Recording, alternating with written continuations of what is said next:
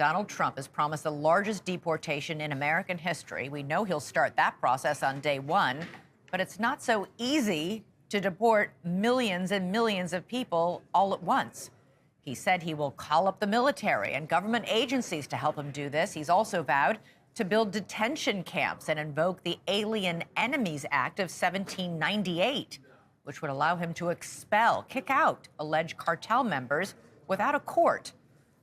Trump doubled down on his immigration policies throughout his campaign and during his victory speech last night.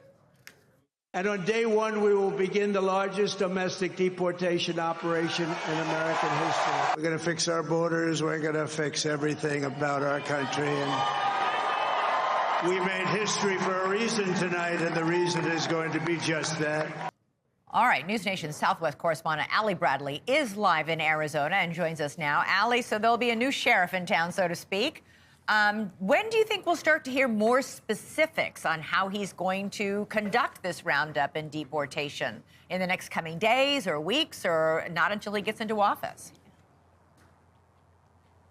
We know some of the details here, Elizabeth, with this kind of new sheriff with familiar policies, right? America voting to bring back some of the old things that we saw under the former president. So he is promising the world's largest deportation we've ever seen, right? Comparing it to Eisenhower, where he removed 1.3 million people. So how is Trump going to do this? Well, let's kind of break down what the now president-elect has been saying. He says that he's going to go after the roughly 1.5 million people who are in our country who have already received a final order of removal. These are people who the judge says, you don't qualify for asylum, you've got to go. But it's kind of on an honor system, and they didn't leave. So now, yeah, ICE is going to have to go in and find them and remove them. And then President Trump talks about removing the criminals. We know that there are hundreds of thousands of criminals that ICE has identified.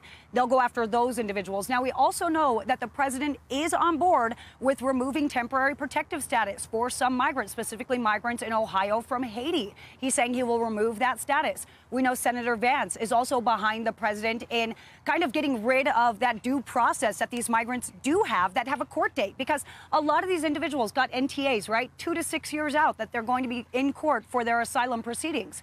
Well, Trump and Vance are saying we're going to get rid of that.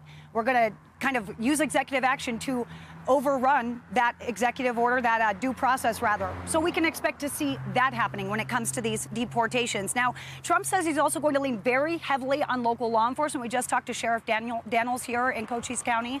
We're at the Border Command Center, where we have local, state, and federal under one roof for the first time, working together. But the sheriff is concerned on how they're going to help out the president in carrying out these deportations, because the president's saying we're going to lean on local law enforcement to find the people who don't want to be found. They know who these guys are. They know who's living in their community, so we're going to lean on them. But Sheriff Daniels is saying we're going to need to see support on that, because we're not seeing any specifics when it comes to how we're going to be supplemented. We're already underwater. We're already dealing with too much. So when it comes to Border Patrol agents that I've talked to, they say that the energy has completely shifted down here at the southern border, Elizabeth. They say that right now it's electric. They feel empowered to do their jobs. They are ready for Trump to be back in office so that they can be back out in the field. But take a listen to what was heard over the radios last night as soon as Trump won.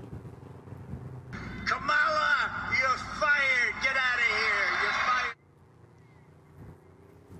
All right, so Trump says he's going to hire 10,000 additional agents. Elizabeth, important for America to understand this, because Bush, those hires that he hired after 9/11, they are up for retirement over the next couple of years. 8,000 to 10,000 people are going to need to be hired. So he's saying that, kind of promising that, but it's going to be necessary for him to hire those agents. Elizabeth. All right.